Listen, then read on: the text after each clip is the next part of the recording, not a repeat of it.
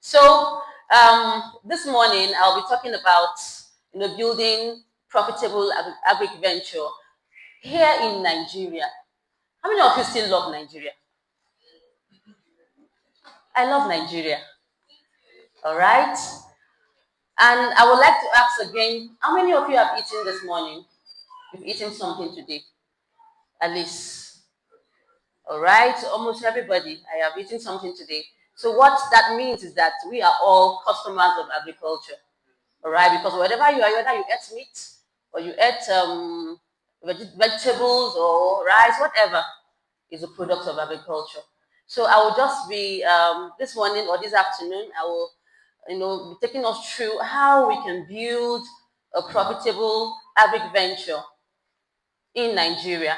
So I've been we're looking at greenhouse as a business model. There are, I don't know how many of you have been seeing greenhouses around us. You can see that we're having them increasing. People are now going into the greenhouse business. All right, so that's what we'll be talking about this morning. And why are we going to be talking about this? Nigeria has the land mass, we have the land resources. Nigeria has the population. Our population is increasing. I hope you know that, rapidly for that matter. Nigeria has the market, and Nigeria has the demand. All right, so it is no longer the question of whether agriculture is profitable or not. The question is, who are those that will build the next or the future agricultural empire in Nigeria? I think that's the question that we all should be, thinking about. And I'm sure I have those that will have answered, that will prefer answer to this question this morning. So the opportunity. Why do we think there's an intersection? The intersection between technology and soil would be the next gold rush. In the past, I'm sure during the Antitoyin days when she was young, the gold rush should be crude, right? That's the crude. Everybody wants to go into the crude business. Everybody wants to own oil field and all that. But I tell you, with technology and our soil, agriculture is going to be the next gold rush. And let me tell you, people are already making money from agriculture. That's the truth. It looks as if when we talk about agriculture, what comes to mind is the sun, the hoe, and the cutlass. But agriculture has actually moved beyond that. We are now using technology, and soil and other things, putting them together to bring about, a profitable venture, which we call agriculture. And agriculture is no longer a culture. All right, it is now agribusiness. The culture in the past is that you go to your farm, or your parents go to the farm for subsistence, the farm to keep the family together, the farm so that whatever is produced can last them, a while, the next planting season. But we are gradually moving from that to, what we call the technology. Using technology, we're talking about the greenhouse. And why does the greenhouse work? Why does it work? One, it is predictable. Production in the greenhouse is predictable. All right, you are not hoping for rain.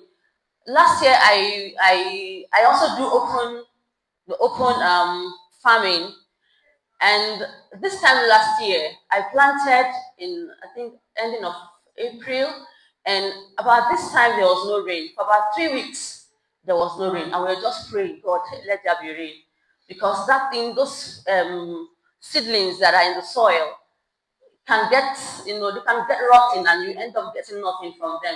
So we're praying.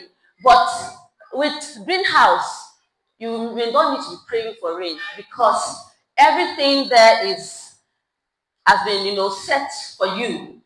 Everything has been put in place. You're not hoping for rain, and then your supply or your harvest can be all year round. There are things you can plant. We get to see that as we go on in this presentation. And then you get premium market, because there are urban centers that are in demand for clean and traceable, high premium vegetables. Talk about markets like Lagos, Abuja, the desire on a daily basis. Even here in Jos, we have restaurants, we have hotels that are always constantly looking for agricultural products and vegetables to be particular. Okay, so what is greenhouse farming? So what greenhouse farming entails is that you're putting your plants in a controlled environment.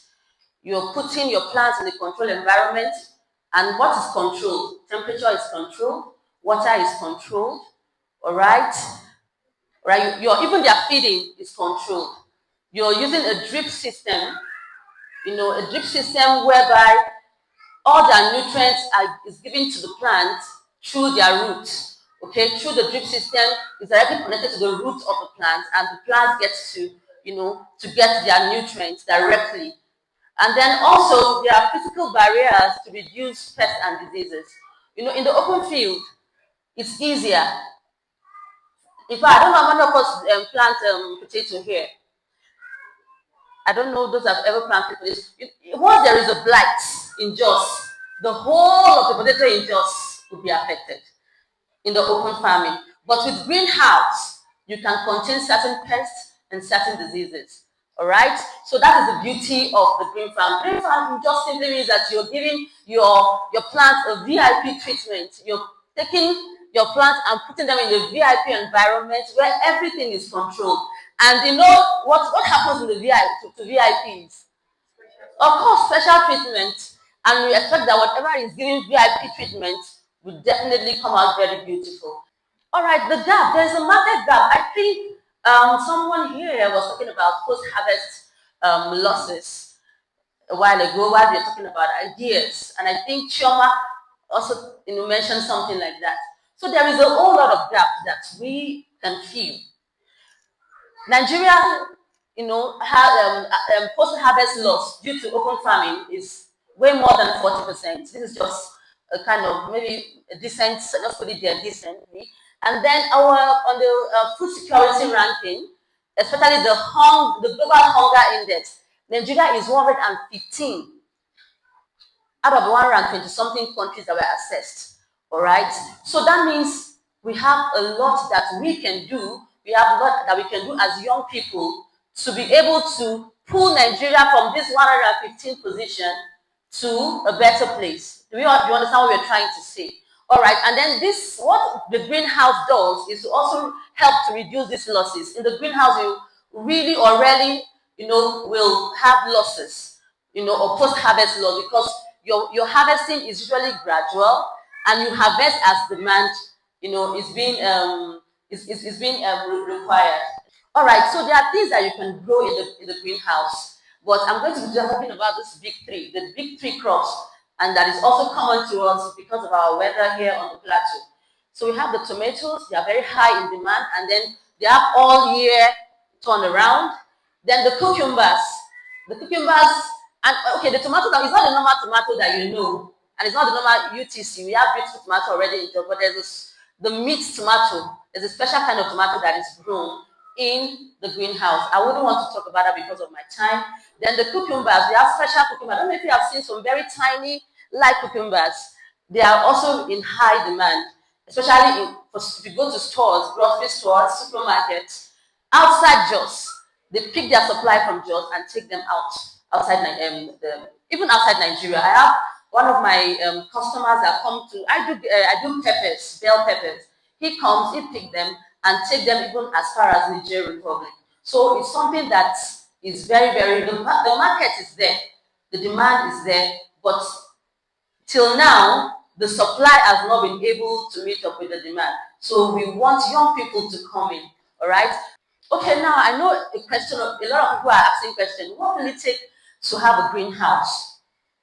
Well, this is just these are estimates, it's not absolute, and this depends on the how big the greenhouse will be. So on an average, let's say if you want to keep between 800 to 1,500 plants, you'll be spending between this amount that is here.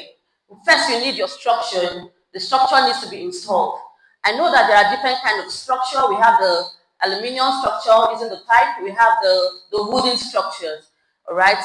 We also have other kinds of structure, but the two common ones we have here on the plateau that you see commonly are the wooden and then the one with the pipe. Then you need your irrigation system to be also installed. That will take between 450K to 1M. You need your seeds. You need other inputs. Your inputs to mean fertilizers, your nutrients that you need to be feeding the plant with. And of course, labor and maintenance will take within 500 to 1M in the cycle of production. All right, now, potential revenue and profit. So imagine, let's say on the average, you have invested 4.5 million, in a greenhouse business. And that greenhouse business has about 1,000 bell pepper plants. Okay? And each bell pepper plant at the end of the cycle is expected to produce between 2 to 4 kg of plants. So now assume that on an average, we are able to sell our plants per kg at 3,000 naira.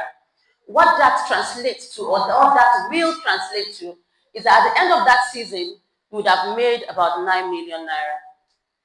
All right? That sounds big. I know you'll be wondering, how will I get 4 point something million? I mean, youth, I don't even know what, I don't even have 100,000, like Shema was talking about a while ago. But we'll see how we can, come in. All right, so one thing about the greenhouse is that, the first time, after removing your investment, the profit may not be too much. But at the end of the day, as time goes on, it becomes more profitable because you will not need the structure any longer. The structure is already there. There are certain things about your irrigation system that you may not need to buy again. So as the cycles keep going, the more profit you make. Okay, so reality check. It's not as if it's 100% that you don't have to do anything, just reality check. The fact is that it requires capital. And we all know that money is very hard to come by in Nigeria today. All right? As a youth, you're not even employed. You're trying to, to survive. And somebody is telling you, come and invest this big amount of money. All right? But we get to see how we can come in. And then it needs technical knowledge. You need to learn how to fertigate, how to monitor your pests, and other skills that are essential in the greenhouse. And then it must be monitored. You need monitoring. You may not be able to do this all by yourself. You may need to employ one or two people to do this for you. And there are many other things, you can have power outage. Maybe you're using pump to pump your water, and there's no JEDC. Is it JEDC now? Yes, okay. So there are other little challenges here and there, but let's just move. So youth entry. We have a lot of youth here. I know this should excite you. So how can you come in? The first thing there is what? Learn. Learn.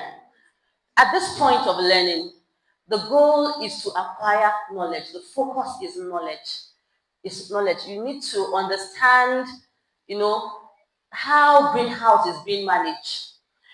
I think the issue of apprenticeship is gradually disappearing in our time. Growing up, I remember they just put you in one shop and say, go and learn how to sew.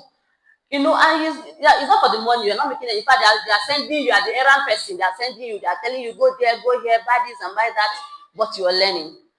So we can start with learning. In fact, we must start with learning. If you want to go into the business, because even if somebody is going to do it for you, if you don't have understanding, you can be cheated. They can just cook up something and tell you, this is what we bought, this, and don't have very big grammar, and then you'll be losing money. So it's good that you learn. So we start with learning. Focus on the learning. If it means you going to get training, there are trainings that you can do in weeks or 2-3 months, and you'll be good. All right? The next one is pilot. A lot of us, we have learned a lot of things, but we have never tried them out. We've never tried them out. We've never tried them out. You can try, you can have a small place. You can just have a dummy, a demo in your house. Just look for stick and just surround it with nets and just practice what you have learned. All right? And you know why you must practice what you have learned? Because the next stage, partnership, there, if you want to partner, people want to know what you are doing.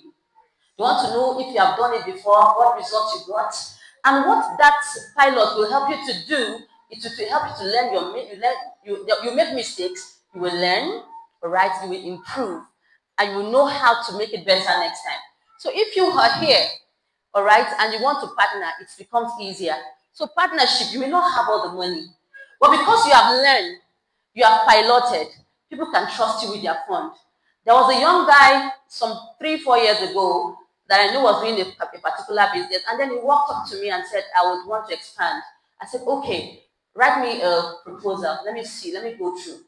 And when he brought the proposal, it was good because he had been into the business, but he needed to expand. He didn't have the money. And I had some change. So I had to just say, look, just have this. And I tell you, he did the business and it was very beautiful. So that's what piloting does to you. When you've learned, you've piloted, and then you come and talk to me. You'll be talking from experience. But if you're not talking from it, you're just telling me, I think, what you think, I may not buy into what you have.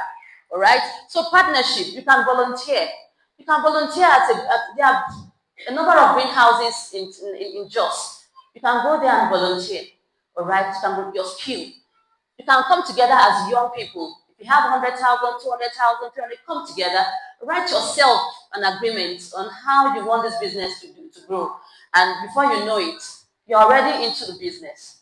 And then the last one is scaling. Scaling, what it means is that you have learned, you have piloted, you've partnered, you've made some cool cash, and now you want to be on your own. And beyond being on your own, you are expanding. You want to expand to other things. All right, so for this one, there is something I would like to talk about that is not on this slide when it comes to this our entry point. So you can, some of you will imagine, okay, I don't have the money. All right, I don't have the money, but I think there is an entry point that is very, very good for us that I would like to talk about. And this is the basic greenhouse support services. I'm giving somebody an idea this afternoon, and if you buy into it, I'm telling you, you will remember this day and you'll be thankful for it. All right, so in this greenhouse support service, that in our greenhouse we have some services that we do almost on sometimes 2 weeks, some on a daily basis. All right, you may not have the money, but you can learn these services. So I wrote here, I said, not every youth needs to begin as crop owner or greenhouse operator. There is a strong entry point in providing basic greenhouse support services such as trellising. There's what we call trellising. Trellising means you stake the plant, giving them support so that they can grow along the rope. You can also do pruning. There's what we call pruning. You can learn pruning. You can learn pruning. You can learn weeding. There's a special way to weed. You can learn transplanting. You can learn irrigation support. You can learn pest monitoring. You can learn how to, and all the general crop care thing. So I've mentioned a number of things here. So what I'm trying to say is that these are essential daily activities in the greenhouse farming, and many farmers often need reliable hands to support them. Okay, many people, in fact, it's a very, very serious challenge. You're always looking for who will help me do this. The other day, I had to employ 2 boys. They came around, they did, within 2 hours, they did some trellising for me, staking the plants, and I had to pay them 10,000 naira plus lunch. So imagine that is you. You may be a student, but you can create time to, to be involved in, this. You can package it. You can just say, okay, let me call this Auntie Toyin. Let me use Auntie Toyin's name and say, okay, Toyin, trellising or throwing pruning a service. And I tell you, just make a flyer. Just drop it. If I bring it, send to me. If I drop it somewhere, I'm sure somebody will call you and say, okay, I saw somebody this and I need this service. You will be called upon to provide such services. So you may not have the money, but you can package something. So it's an idea. Yours may be just pruning. What I do is pruning. And when somebody needs pruning, you will be called upon. How to start? Please go back to the next one. How to start? That friend is, it says start small, right? But I want to say, start with God. Start with God. You know why? Whatever you do, the Bible says that it is not of him that willeth, nor of him that runneth, but it is of God that sheweth mercy. And I think it is that mercy that God is even showing for us. But with what we are having today is mercy. That God is connecting you with certain people. So you can be here, you can be in a place, if you like farm and do all these things, sometimes if God does not bless what you do, it will be a waste of time. Somebody had planted, had a greenhouse, beautiful, they were doing well, but the rain came and the whole thing crumbled. So, and even your ideas, it is God that is going to bless it. So please start with God. Then start small, learn greenhouse management, keep records, very, very important. My farm manager is here and she's smiling because I always insist that you keep every comma. One plant did like this. document it. One, this money came in, document it. It is good to keep documents. You know why? Because with time, we'll be assessing funds or grants. And some of these grants, organizations, they want to see what you're doing. They want to see your record. If you don't have records, they may not be able to, to help you. All right. So keep your records. Keep your records up to date. Don't tell me I think I'm making profit. I don't want. I want to know the figures. Is that clear? So it's very important that we keep.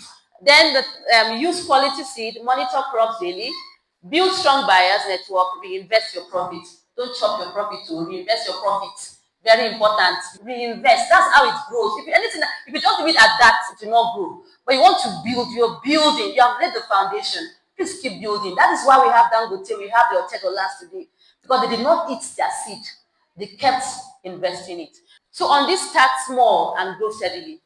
It cannot be overemphasized. Proverbs 13:11 says, wealth from get rich quick scheme quickly disappears. Wealth from hard work grows gradually. I know a lot of Yahoo things are everywhere now. I know that for sure. But may it not be mentioned among us. So we work with our hands, we'll make profit, we grow the profit, and it will turn to an empire of wealth in the mighty name of Jesus. So with this, the last slide, I say thank you.